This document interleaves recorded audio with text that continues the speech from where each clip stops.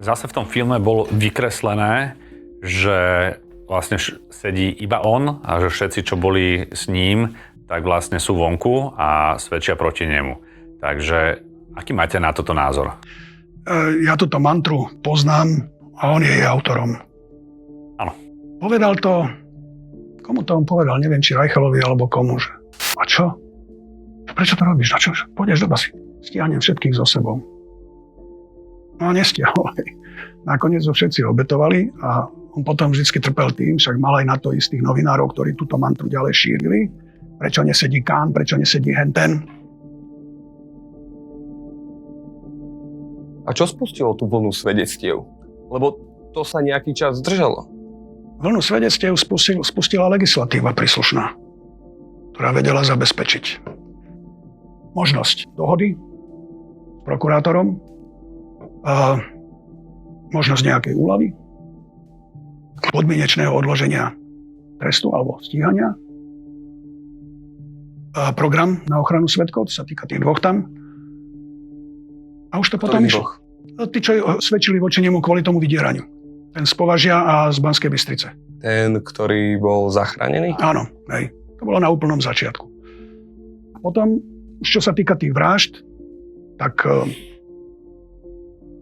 mnohí si podľa mňa povedali, že však on už nevyjde. A my sa budeme pokúšať aspoň znižiť svoju mieru viny. Ale zase neberme to tak, že ako sa on snaží podsúvať, že oni páchali to isté ako ja. Nie. On bol ten capo di tutti capi, ktorého sa všetci báli. Živočíšne. A oponovať mu nebolo zdravé. Životu zdravé. Takže boli pri tom, hej. Aj kadečo asi porobili. Ale sami by to, povedzme, zo svojej iniciatívy nerobili. Ale v danom momente bolo prakticky nemožné mu povedať nie.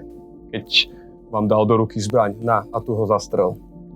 Čo si myslíte, čo by sa stalo, keby mu ten človek odmietne? Myslíte si, že by ho hneď zabil? Či záleží? Asi nie, ale o nejaký čas alebo chlapcov by povedal, že postaral by sa o ňo. Zbúra sa netrpí. Štruktúra musí vidieť, vojsko musí vidieť, že veliteľ má všetko pod kontrolou. Ako sa z neho vlastne stal ten boss? Ma iba zaujíma, že tam sme videli v tom filme niečo, ale ako keby, že veď on nebol asi najchytrejší z nich troch, alebo tak, ale že ako sa stalo to, že bol najsilný, akože bol najchladnokrvnejší. Alebo že áno, že kde to vzniklo to, že sú to Černákovci a vlastne on bol ten... Môžeme si zobrať nejakých ľudí, ktorí majú veľmi vysoké IQ a sú to typickí vodcovia? Nie sú, hej. To spolu nemusí nejako súvisieť. Musia tam byť aj iné vlastnosti. Schopnosť rozumieť tomuto typu ľudí, vedieť si zachovať chladnú hlavu, mať aj trošku schopnosť mať z toho radosť. Ako ma musia poslúchať. Taký stalinský model. Malom. Človek, ktorý má vlastnosti vodcu a ten vodca si udržiava to svoje prvenstvo vo svorke všetkými možnými prostriedkami. Aj psychológiou, aj brutálnym násilím, aj odmeňovaním. To je dobrý vodca v takom prostredí. A on tie vlastnosti evidentne musel mať. To, čo Sikora nakoniec všetko nezvládol. Niečo mal, ale zase mu niečo chýbalo. Ten Lališ podľa mňa bol v tomto ďaleko lepší. Dokonca sa ukázalo, že je to aj človek, ktorý nie je krivý. Lališ. Tak vypovedal v jednom prípade, a keď som to čítal, tak si hovorím, tak toto klobek dole. Prečo zostal Kaštan a Kán na slobode? To je otázka na prokurátorov. Nie na mňa. Vy ste to, ako ja viem, že vy ste o tom nerozhodovali, ale že či neviete, že prečo? Sme to tu teraz povedali. Niekto bol capo di tutti capi, niekto bol iniciatívny a niekto bol na vlečke. Oni boli tí na tej vlečke. Oni by sami nikdy takú štruktúru nevybudovali. Nikdy by tú povesť nedokázali mať. Neboli to tí typickí, hej, šéfovia, kreatívni. By ani nezabili? Tak to som nepovedal. Kto z nás za istých okolností je toho schopný. čo si budeme hovoriť. Len musia tie okolnosti nastať a nejaká iná možnosť. A podľa vášho osobného názoru sú nejakí ľudia tejto skupiny, ktorí sú na slobode, ale mali by podľa vás byť za mrežami? No je to už strašne dávno a už sa k tomu nevraciam. Takže to by som musel vidieť nejaký súpis a teraz si pozerať tie výpovede a hlavne vylúčiť krivé výpovede. V tom postavení svedka treba hovoriť pravdu. V postavení obvineného môžete klamať. Teraz často je pravda. A to vyčistí iba dôkladná konfrontácia a ďalšie podporné nástroje, ako napríklad tie balistické testy. Súdno-znalecké posudky, ktoré nie vždy sú presné, ako napríklad tie psychologické, ako chlapci, nehnevajte sa na mňa. Ale vecné dôkazy. Keď tam také nie sú, no tak potom len treba pokrčiť plecami. V právnom štáte má byť jedno zo základných pravidel toto. Ak nie sú dôkazy, treba sa na neho dívať ako na nevinného. Môžeme si o tom myslieť, čo chceme. Lebo je vždycky pre spoločnosť prínosnejšie nechať behať vonku 20 zločincov, než v base na doživote jedného nevinného. Znamená, že tá spoločnosť nie je v poriadku. A my tu máme takých prípadov X. Nevinní ľudia sedia, surový nie je jeden jediný prípad. Ja viem, že to ľuďom znie veľmi príkro, ale v totalitných režimoch je to presne naopak. Aj tam záhru každého jedného nevinného, len preto, že si niečo zlé myslel a povedal to niekde v krčme a mal byť ticho. A zločinci riadia štát. No, prakticky aj ja ako tým, že s tým surovým som vlastne viedol ten rozhovor, tak ja viem, že to neskončilo vlastne tým, že ho prepustili z väzenia a teraz to môže hodiť za hlavu. To sú komentáre, to je osočovanie, ohováranie od ostatných ľudí. On už nikdy, keby to bolo aspoň o tom, že ho prepustia, po tom, čo viac menej aj pán Ševčík potvrdil, že skutočne ten surový, aj podľa jeho názoru, ktorý samozrejme nie je nejako potvrdený, ale podľa jeho názoru by mohol byť nevinný a že má skutočne pravdu v tom, čo hovorí. No, Ivan Ševčík to preto formuloval tak opatrne, lebo ten prípad je znovu otvorený, čiže nechcel do toho nejako vstupovať. Ale ja môžem povedať, že on tam pri tej vražde Klešča ani nebol, takže čo ďalej? Stačí len tie výpovede znova prejsť. A to, že bol na oslave Šatorovcov, ho vinného nerobím. Pravdepodobne. Nadávajú takto aj Kaštanovi a Kánovi a tým ďalším a každému jednému. Nadávajú Mirovi Sujovi, politikovi dnes v republike, že bol kedysi tam u Černáka, nenadávajú.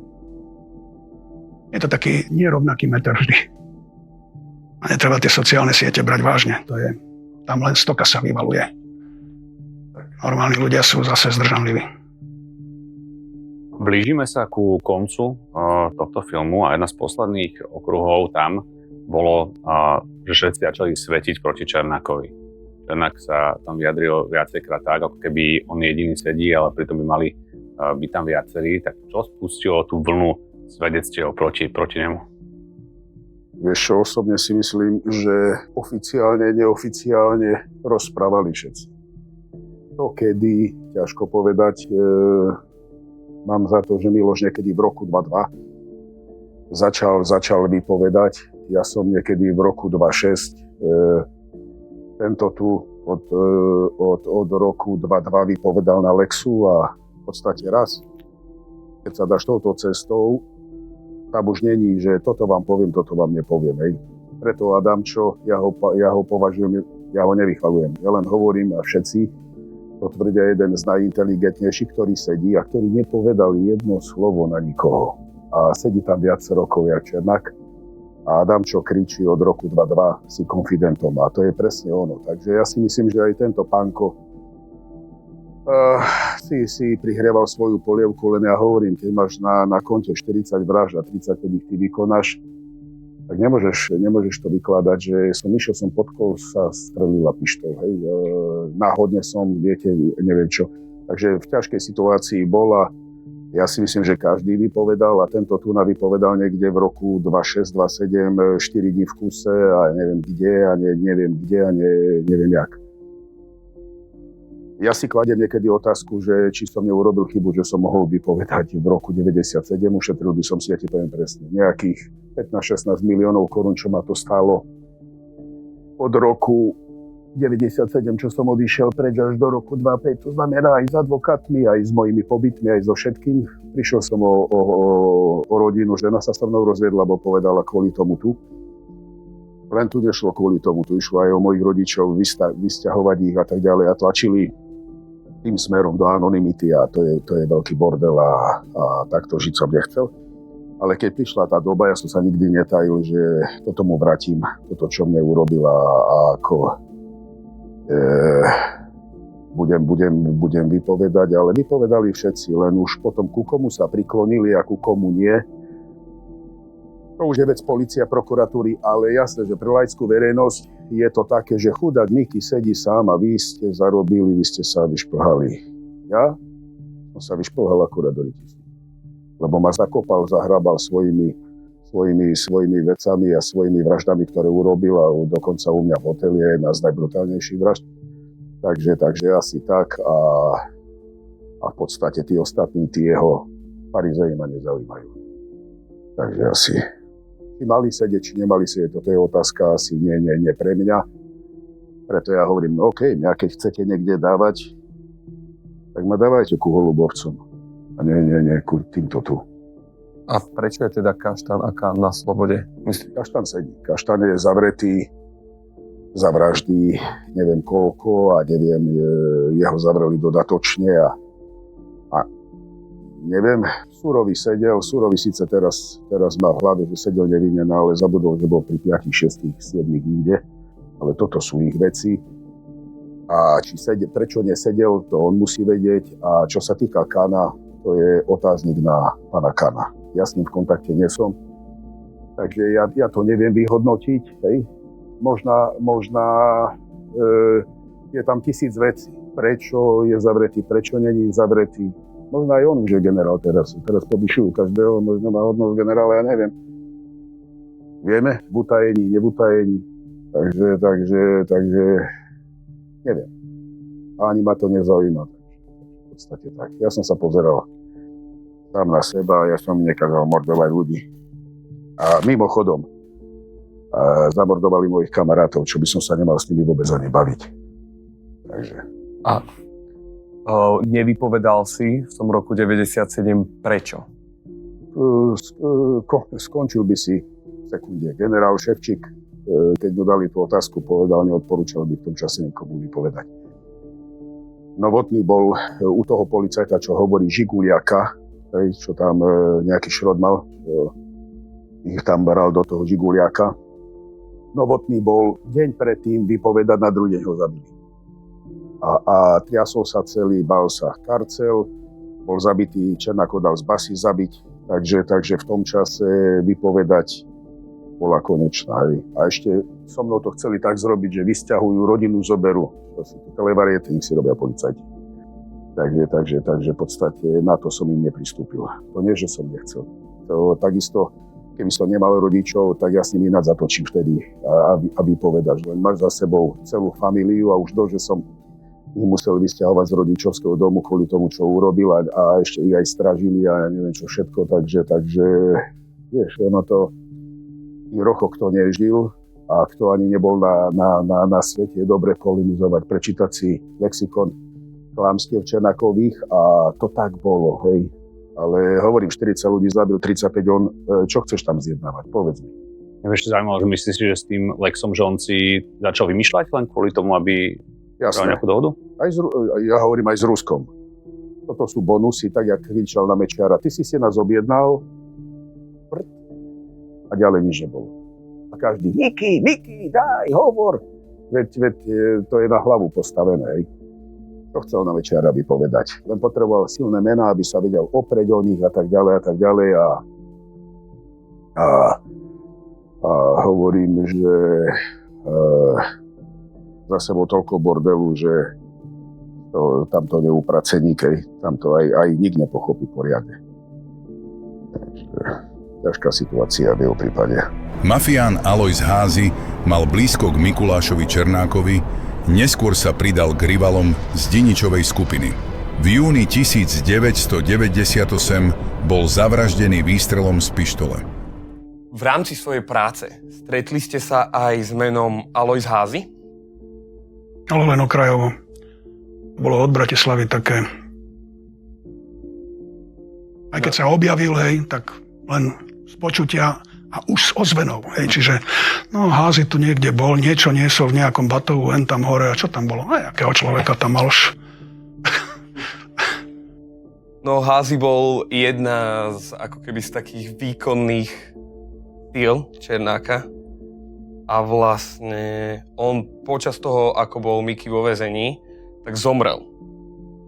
Viete, že kto za tým stál? Ani nič o tom neviete? Nie, no, pre mňa bol Házy nezaujímavý. To bol nástroj, ktorý niekto používal. Tam nebolo nič, čo by bolo zaujímavé z pohľadu, ako funguje spoločnosť. To bol vyslovene ten, čo vykonával rozkazy. Tak, hej, len nástroje. To nie sú tí mastermindovia, tí, čo niečo vymysleli, tí, čo niečo realizujú, tí, čo dávajú pokyny. Tí, ktorí majú výtlak. On to nebol. On bol Takých by sme tu našli ešte. Tak. predĺžená ruka. Tak. Miky vo filme spomína aj smrť Alojza Házyho. Alojz Házy je človek, ktorý teba s Mikulášom zoznámil. Čiže moja úplne prvá otázka je, že ako si vnímal Házyho? Bol to tvoj kamarát? Vieš čo, Házyho som poznal od nejakého 84. roku. Po silovni sme sa stretávali, cvičili sme spolu. Robil v mesopriemysle. V 90. roku potom, keď som sa zjavil na Slovensku, tak chodil, zastavil sa niekedy u mňa.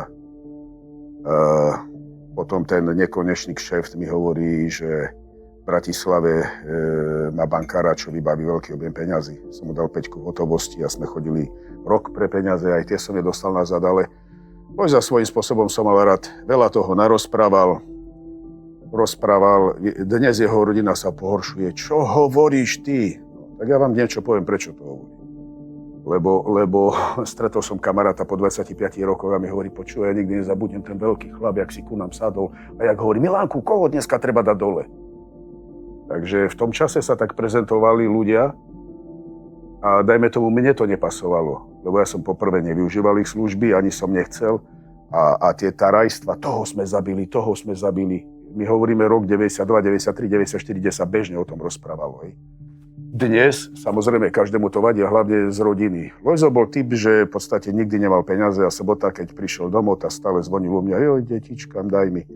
Joj, len aby som mal Milánku, ja ti vrátim a tak ďalej a tak ďalej. Keď bol zavretý, tak som jeho žene tam nosil aj jeho materi peniaze, 10 000, sedel tam za nejaké faktúry alebo za televízory až do momentu, kým mi tam nezačali kričať. A ty nám 10 000 nosíš, a ty taký milionár, čo Ložko pre teba zrobil? Ja som povedal, koľko nedostanete viacej nič. Vravím, hovno aj s vami, s Gadžovinou, osratou. Takže v podstate ku Házymu toľko a tu na veľký šéfko, keď Házyho zavreli, tak ja mu hovorím, jak sa Lojzo môže dostať von. A on mi hovorí, dáme 1 000 000 korún. Ja hovorím, OK. Dáme 500 na začiatok a pôjde do Blazinca, vystavia mu papier a dám druhých 500. Som dal, OK. Donesol som 500. Ten ometak advokát zobral 500. A ja s Házyho ženou, ešte aj s mojou priateľkou, ešte toto chcem podotknúť, keď som chodil, keď bol Házy zavretý, ja som stále s mojou priateľkou prišiel k ním, aby neboli zbytočné reči, lebo Lojzo bol chytlavý na to. Do jeho Filomenov, aby človek dačo nemal, lebo hneď si domýšľal, takže v podstate išiel som aj tu na tú návštevu s jeho ženou. Ona si to dobre pamätá, Lojzo bol, nie že Blazinci, ale s Ladvinami v Trenčíne špitáli. Ja mu hovorím, Lojzo, si vybavuje advokát i papiere na hlavu. A mi hovorí, hej Milánku, na hlavu. S Ladvinami ma tu dali. Takže stamať sme išli do Bystrice a hovorím Černákovi, 500 som dal za čo? Že ho dali s Ladvinami? A zrovna išiel tento advokát a ja mu hovorím, počúvaj, idem za ním a ja ho rozkopem na tom záchode. Nie, vybavuje mi moje veci, nie, ja vrem. No, takže 500 išlo, pala. Kto vie, či išlo jemu 500, či išlo tu na jemu 500 už a ďalej Lojzo žiadne papiere na hlavu nedostal. Takže to je k tomu, vieš. Takže asi tak to, že Lojza zabili, ja som počul aj inú verziu, že kývol na to, ale vieš, to som len počul. Či je to tak, či není tak, že či kývol, nekývol, či napísal. ťažko povedať, ale skôr či neskôr asi aj Lojzo by si nabehol do niečoho a takisto jak Robo by si nabehol, každý jeden, lebo draždíš byka, schytáš rohy, skôr či neskôr. A vie sa, že kto zabil Háziho? Tak ono za to sú aj ľudia odsudení. Ja si myslím, že Miloš tam nejakú rolu hral. Hej. Kaštan? Kaštan, neviem konkrétne až jakú. Myslím, že tam aj Lojzo Kromka mal byť. Malý večer niekde v bare alebo v bordeli byť a potom nejak nad ránom, keď išli, tak niekde sa zastavili šúrať alebo nejak tak a ho zastrelili. Nie je to hrozné, že tá doba bola taká, že vlastne takto... No, vieš, presne sa bavíme o tom, že si to dobre nazval, že hrozné. V tom čase žiť, kto bol, tak ako nebola sranda, idem, lebo som mi hovoril, že tento ho zabil, idem to oznámiť. Na policajtov mali podchytených všetkých. Gusto Slivenský robil, to bol môj kamarát, robil na kriminálke. Kde si mal ísť? Povedz mi. Čo si mohol povedať? Každý policajt niečo vedel. Keď Černák zabil Filipa, to bolo v 94. roku, môjmu advokátovi to rozprávam a mu hovorím, počúvaj, som bol na jednom mieste, kde zastrelili chlapa, hovorím, kurva, a nejak nesom s tým stotožnený. No, tento pustil ďalej a keď som bol zavretý v 95., tak policajti kolo toho behali. Samozrejme, že tomu sa to dostalo do uší, takže každý druhý deň zvonil u nás na dome, či dačo netreba, že otec ho poslal do Helementa, lebo ani ho poriadne nepoznal. A či mi trebalo Holubovcov, on nechodil preto, že Holubovcov, len chodil preto, že či náhodou vypovedám, nevypovedám v 95. ohľadom vraždy Filipa, ktorú zrobil v 94. Len v tom čase sa nedalo vypovedať a hovorím, že doba bola, bola katastrofálna. Policajti podplatení, krížom krážom každý poprepletaný, takže to bolo 4 roky, 5 rokov po revolúcii, alebo 3 roky. Čo si chce? Policajtov po revolúcii 2 roky nebolo vidieť. Takže... Ale že hlavne mi príde aj také... No, že najhoršie je to, že väčšina z tých ľudí zomrela nie, že nejaká iná skupina a zastrelí ťa nepriateľská skupina, alebo policajti ťa zastrelia pri prestrelke. Oni sa kinožili sami medzi sebou. Keď ťa niekto zastrelil, tak to bol väčšinou kamoš. Život akéby nemal vôbec žiadnu hodnotu v tej... No je to tak. Takže život mal hodnotu momentálne 24 hodín mal hodnotu, čo si povedal, kde si povedal, komu si povedal a vtedy bolo najlepšie. Koľkokrát ja jemu hovorím, niečo mi hovorí, prečo mi to hovoríš? Ja teba mám rád. Ja hovorím, jasné. A dával som si tiež pozor, aby niekde inde to nešlo, lebo ťa prídu a ťa vykončia takisto. Takže akože doba katastrofálna v tomto smere. Mariána Karcela zavraždil Branislav Adamčo viacerými ranami zo samopalu pred jeho domom, za čo zinkasoval okolo 1 000 000 slovenských korún. Vraždiť mal na objednávku Mikuláša Černáka. Pokiaľ správne viem, tak Černák aj za mrežami zorganizoval vraždu. Ak sa nemýlim, tak by to mala byť vražda Karcela. Je niečo o tomto? Počul som o tom, hej. Karcel, ktorý sa rozhodol, že bude spolupracovať a bude vypovedať. A potom to na ňo prišlo. Ale však aj veď objednávka na likvidáciu toho svedka z Považia, ktorý už bol pripravený na likvidáciu v tom hoteli Magnolia, tak aj ten bol objednaný vlastne už z väzenia. Robil preto, že si myslel, že nebude odsudený tedy na doživote a že mu to pomôže? Tak proste každého svedka, ktorý je rizikový, treba dať odstrániť, lebo to len škodí. A keď nie sú svedkovia, tak to pracuje každý jeden organizovaný zločin. Bol taký jeden pohlavár toho ruskojazyčného organizovaného zločinu, istý Michajlov, ktorý bol už niekde vo väzení v Švajčiarsku a čakal na hlavné pojednávanie a zrazu 1, 2, 3 svedkovia mali rôzne nehody a tak ho pustili. Neboli svedkovia. Nemal to kto potvrdiť. A ťažko sa dokazuje potom, keď sa to odohralo v nejakej inej krajine. Dožiadania a vyšetrovanie v inej krajine a my to potrebujeme to My sme tam mali zase len na malom území, maximálne po tú Prahu. Pri tejto téme mi napadá, že je možné, že keby Lučanský nebol zachránil toho svedka v tom hoteli Magnolia, že by Černák vyšiel z väzenia? No on by nemohol byť, neboli by kľúčoví svedkovia voči nemu s dôkazmi, ktoré mali iba oni. Ten druhý, ten z Banskej Bystrice, ten sa pridal až potom, čo tento z Považia povedal, že dobre, že on ide do toho. Obidvaja išli do programu na ochranu svedkov s novou identitou do zahraničia. Ale vždy musí byť niekto prvý a nájsť toho prvého. Kto to spustí a utrhne tých ostatných. Takže keby ten sa nebol rozhodol, tak ten druhý, ten... Alebo keby ho neboli zachránili. No, keby ho neboli zachránili, tak sa nič nedeje. Možno by Černák nikdy nebol znova vzatý do väzby. Napríklad. Ale to je už taká špekulácia. Samozrejme, že je to špekulácia. Keby boli by sme v nebi. Ale chcem sa vás opýtať, že či nám neviete opísať nejaké skutky Mikuláša Černáka, ktoré vám utkveli v pamäti? To sú len také tie historky od ľudí, ktorí s ním prišli do kontaktu, ale to nie je nejako verifikované. Hej. To je to, čo mi hovoril napríklad Milan Reichel, to som to už spomínal. Milan Reichel príde. To, čo mi hovorili nejakí moji priatelia, policajti, ako narazili na nejaké prípady, ktoré niesli Černákov rukopis, ale nevedeli to nejako dokázať.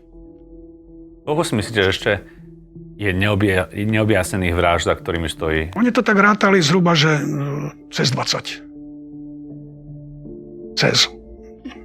Poviem niekde, že 2 tucty zhruba, aj tak 21, 24.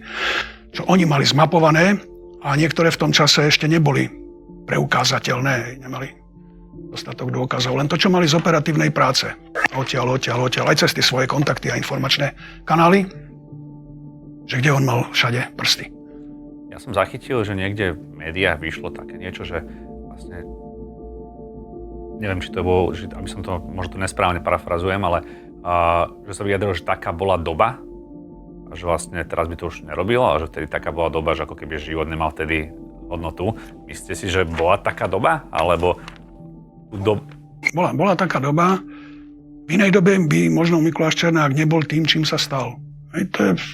Napokon to zase porovnám s Českou republikou, že tam ten organizovaný zločin nemal taký charakter ako na Slovensku, že vlastne každá dedina mala svoju skupinu, ktoré sa potom pozlievali do tých väčších, okresných až regionálnych. Tam to nebolo, tam boli nejaké 2-3 ložiská a to bolo všetko. A dokonca tam boli ľudia, ktorí boli absolútne neznámi pre verejnosť. Taký Krejčíř napríklad. Keď som prvýkrát narazil na Radovana Krejčíře, to bolo v 2003, tak nejak na jar, keď chytili Černáka v Prahe, tak mi hovorí jeden človek, že predstav si, že kolegovia tuto českí, čo nám pomáhali s tým ulovením Černáka, že mali sme to ísť zapiť a zrazu on nemohol, lebo že majú nejakú akciu. A potom nám hovoril, že boli sme na domovej prehliadke u nejakého chlapa, našli sme tam kazety, videokazety, a nich boli natočené vraždy. Ale má meno? Počkaj, nejaký Krejčíř. Ešte to nehovorí, hovorím, nie. A krstné meno? A pýta sa kolegu, že ako sa volá ten Krejčíř? Tuším Radovan. A píšem kolegovi Jardovi Spurnému z Respektu, ktorý sa venuje tej bezpečnosti od revolúcie. Nám spolu spočiatku slúžili. Jardo, co momentálne delá Krejčíř? A on mi píše naspäť. Kto to je? Radovan Krejčíř. Nevím, co to je, kto to je, co to je. Tak som to isté napísal Sabine Slonkovej, ďalšej takej profilovej. Prišla tá istá odpoveď. Nikto nemal ani poňatia. Akurát na tých pár policajtov, ktorí už ho obnažili, našli a ktorí urobili iba domovku a som sa potom nedozvedel, že prečo ho vtedy rovno nevzali do väzby.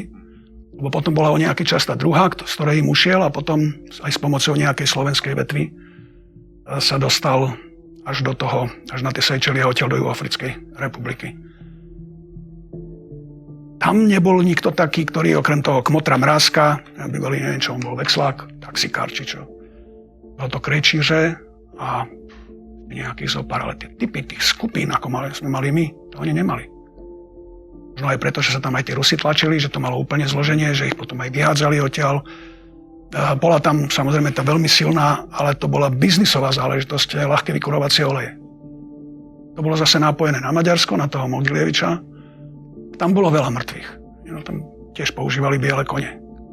Ale to, že výpálnictvo po dedinách, po mestách, krčmy, reštaurácie, tam nebolo.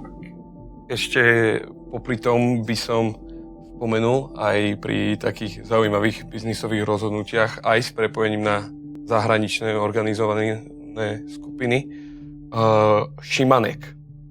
Únos a vlastne aj vražda a krásne sa nám to prepojí aj s tým, čo Černák hovoril, že dobre, pôjdem sedieť, ale vy pôjdete so mnou.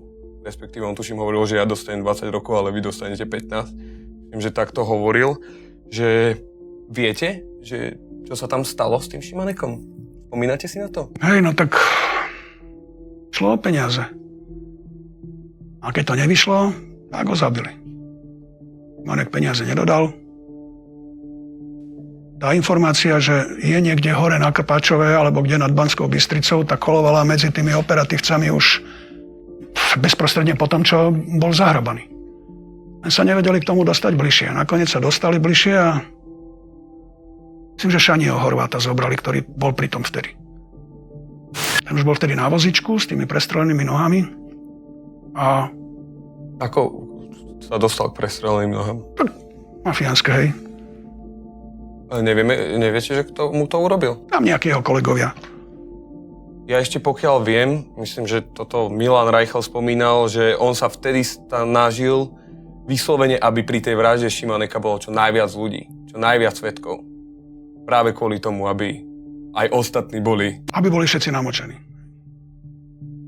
A vlastne ten Šani Horvát potom aj našiel to miesto. Keď tam na tú chatu dovediete, tak ja vám presne ukážem, že kde to je. Akurát, že tam nechcel ísť, povedal, ja nikomu nedôverujem. A za akých podmienok tam pôjdeš? Keď pôjde Borža. Tak a teraz zoberte Boržu. Policajti vedia, že to je Boržanský, ten čo to robí. A nepôjdem. Tak ho zamaskovali. Toto nemôžem povedať. Keď bol Mikuláš Černák zatvorený, už nespáchal žiadny trestný čin? Vieš čo viem, tak keď bol zavretý, dal karcela zabiť. Jak sa to mohlo, keď sedíš... Viem, za to sú, aj, myslím, že aj súd bol a odsúdení sú ľudia cez advokáta nejak posielal lístok. Ono to je jednoduché. Keď je taký advokát, že je vieryhodný, tak mu to napíšeš na papierik, on si to prečíta, alebo mu to povieš do ucha, keď je odposluch.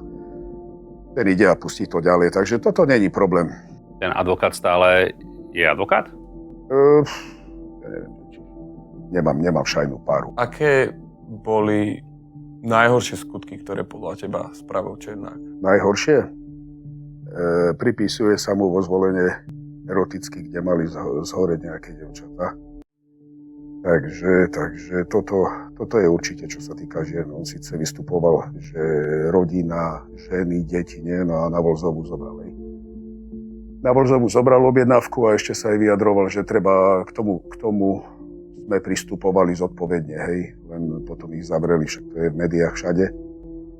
Takže verím tomu, že zodpovedne išli k tomu pristupovať, ale tie bachoriny on môže hovoriť novinárom alebo tým somárom, ktorí tam idú cez mreže krmi. Ale určite ja hovorím jednu vec.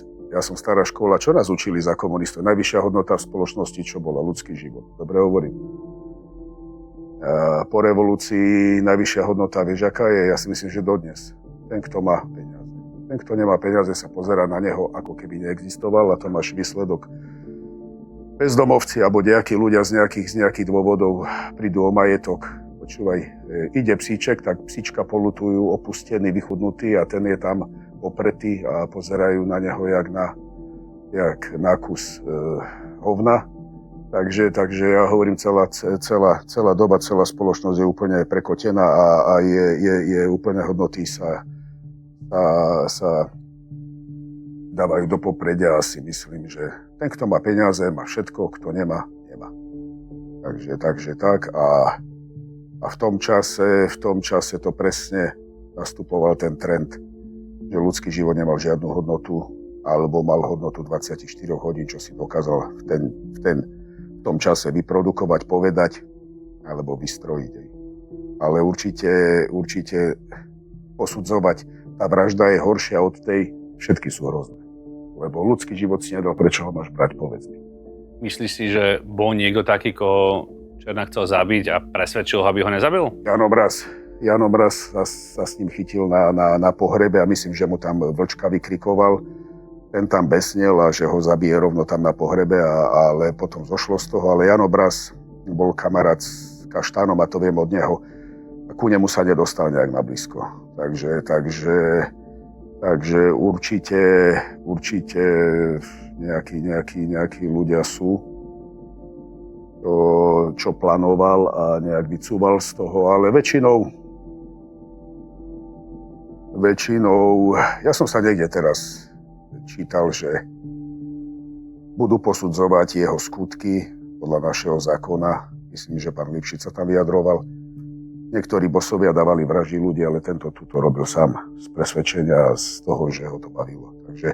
Takže vieš, keď máš záľubu v tom masakrovať ľudí a zabíjať a vidieť, jak vydýchne a mať nejakú moc nad tým a že ťa to baví, no tak čo k tomu dodať, povedz. Je to hrozné.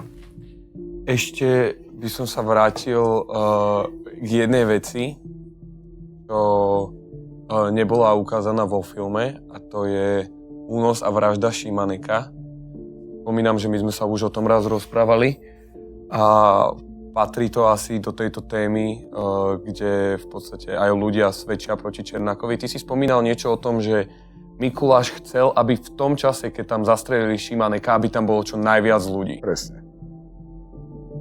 Jasné, lebo vieš, kruh sa uzatváral a čím viacej ľudí do toho vtiahne, tak sa mu bude lepšie existovať a relatívne nik s tým nerátal toto, čo tam urobí. Takže keď tam zavolal plejadu ľudí z každého kraja a ľudia si čakali, že snáď budú mať nejakú korunu z toho, a neviem, čo ten mu strčil pištol do úst a mu povedal, zaplatíš? Že hej, že netreba, že stretneme sa pekle a strelil ho. Tak mám ti na to povedať. A prečo tam zavolal celú plejadu ľudí? Vieš, aby to ukázal, demonstroval sílu, ale to je toto prvotné, aby demonstroval sílu. Nie, aby zaťahol do toho ešte viacej ľudí, lebo keď zahúčime všetci. Takže ja si myslím, že toto bolo to sekundárne jeho zmyšľanie, že čím viacej sme v tom, a sme v tom viacerí, aj ty si bol, sa mu lepšie aj sa jej zaspávalo, lebo toto je taká slaboduchosti jeho, že zaťahnem do toho čo najviac ľudí. Presne toto, čo teraz. Aj ty si bol, a ty si vedel, a ty si tiež, a ty, a ja sám, no vedej. Ono svojím spôsobom, akože áno, prvotne to tak vyzerá, chudák Miky sám odsedel, hej, a on ešte keď to deklaruje v tých knížkach stupidných, že ja neviem čo a neviem jak, tak ako áno sa vykreslil. Ono na tom súde to trošku ináč bolo. On na súde nevypovedal k ničomu, si to vypočul a potom napísal knižku. A potom dal akože svoje výpovede, ktoré podsúva. Ale verejnosť si nečíta výpovede zo súdu v skutočnosti, jak to bolo. Že ja mu hovorím, počúvaj, Slivenskému nič nerob, a nie to ešte v mojom hoteli. Toto si nikto neprečíta, ale on si prečíta knižku, Reichel si objednal vraždu Slivenského, hej. A vidíte, a nesedí, hej, tak na najvyšších miestach a po jeho chrbte sa vyškrabal a za jeho peniaze. To je absurdita, hej, ale bohužiaľ dezinformácie fungujú v tomto svete a hrajú popredné miesto, no tak ono v podstate využívajú to a... Myslíš si, že Černák má niekde ešte odložené peniaze z tej doby? Čoho? Tej doby? Či má ešte odložené niekde? Nemyslím si, ja si myslím, že majú určitú dohodu určite s filmom zrobenú, lebo nežere seno, že by bol až taký sprostý, že by nepredal nejaké práva na film, takže určite z toho má peniaze, ale zase vďaka filmárom na záver dokážem povedať jednu vec, že to je neuveriteľné, čo sa Šifrovi dokázal. Policajtom sa to nepodarilo. Nepodarilo sa to nikomu, aj keď dohodu robil, nedal to tam. To je Šifra. Šifra je tuším, že scenarista tohoto filmu. A Šifrovi sa priznal, že dal zabiť Vlčka. som to, že Šifra chodil za ním a že on sa... Takže policajtom sa nepriznal to nikde a na poslednom súde ja som sa to dočítal, jak pani Vlčkovej hovorí, tu sa vám do očí pozerám tak, jak pred 15 rokmi. Ja s vašim mužom, keby toto, ja prídem, a nakoniec Šifrovi predal som. Tam to bolo kvôli jeho bratovi, že svedčil na jeho brata a v tom bol zamotaný. Celú logistiku vymyslel Slivenský, v tom čase aktívny kriminalista. Povedal som ti všetko, čo chceš riešiť. Čo chceš oznámiť, keď z depozitu policajného zobral auto, dali nemecké značky a išli jak nemeckí turisti vyťahnuť Vlčka. Ja sa chcem opýtať ešte, že keď sme sa bavili o tom Holubovi, tak on tam spomínal tú vešticu, že bol u veštice.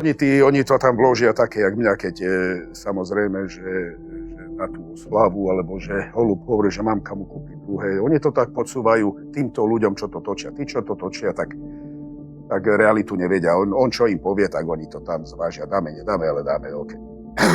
S vešticou bolo tak, že on není tam, že s Holubom veštica. Veštica bola s Filipom v 94. a Černák po ceste, keď sa išlo cez les, Filip hovorí, bol som u Veštici a Černák sa opýta, hej, a čo povedala, že sa dožijem 85 rokov. A na to on mu hovorí, ale to ešte nevedela, že mňa si stretol. A toto je vo výpovediach tých, ktorí to počuli. Ale oni to tam sunuli do toho filmu, že trošku to tam akože okorenili tým, že urobili z Roba hlupáka a že neviem, tam o Veštici, takže akože pre ľudí, čo to pozerajú, no takže zaujímavé, ale bolo to pri úplne inej situácii. Ale stala sa tá situácia ale s iným človekom. Filipom, presne. Aj mal pravdu, však ho zastrelil o 2 minúty.